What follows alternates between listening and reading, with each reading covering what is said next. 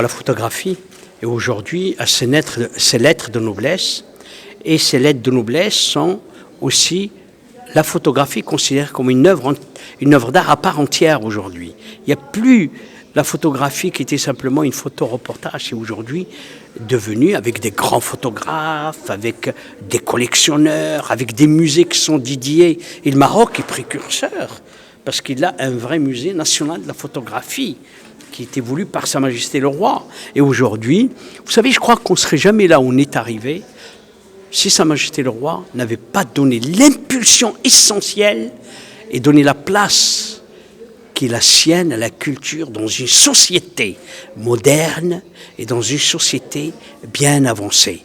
Donc c'est extraordinaire parce qu'aujourd'hui, cette exposition d'Henri Cartier-Bresson, qui est le plus grand photographe de l'histoire, avec d'autres, mais lui a été précurseur, parce que ce n'est pas l'anecdotique qui l'intéressait, mais plutôt l'instantané, où il se laissait guider à la fois par le regard, mais par la sensibilité. Ce qui fait qu'aujourd'hui, il nous a donné des images d'exception, des images, je dirais, qui appellent la paix, qui appellent l'amour, qui appellent la compréhension.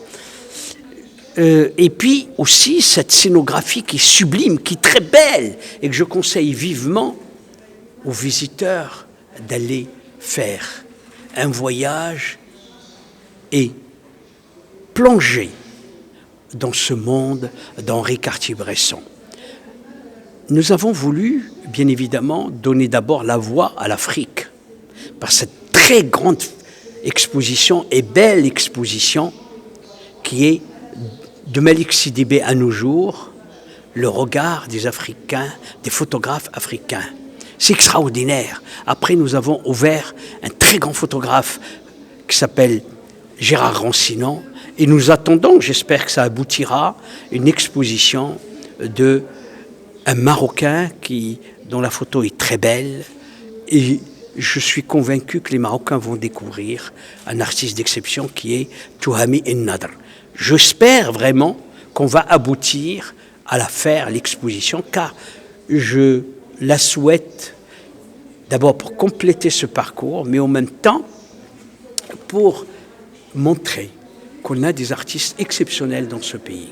Toute expo est le fruit d'une réflexion, mais aussi le fruit d'un travail, un travail à la fois scientifique, un travail administratif et un travail technique. Donc nous, on a proposé de faire cette exposition dans le cadre de cette grande manifestation dédiée à la photographie. Et c'est pour ça qu'on a préféré inaugurer cette exposition après les deux premières expos dédiées à la photo. Une dédiée à l'Afrique et l'autre dédiée à un artiste vivant. Après, il fallait présenter un artiste de référence, l'un des maîtres du noir, du clair et obscur, noir et blanc. Un artiste qui produit des formes similaires, un artiste cultivé, un artiste très intellectuel et un responsable,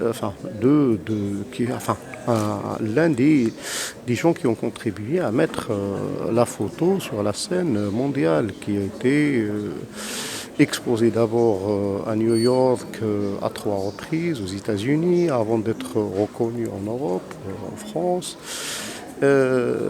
Avoir des œuvres uniques et pouvoir les intégrer dans une exposition, pouvoir présenter une exposition quasiment monolithique.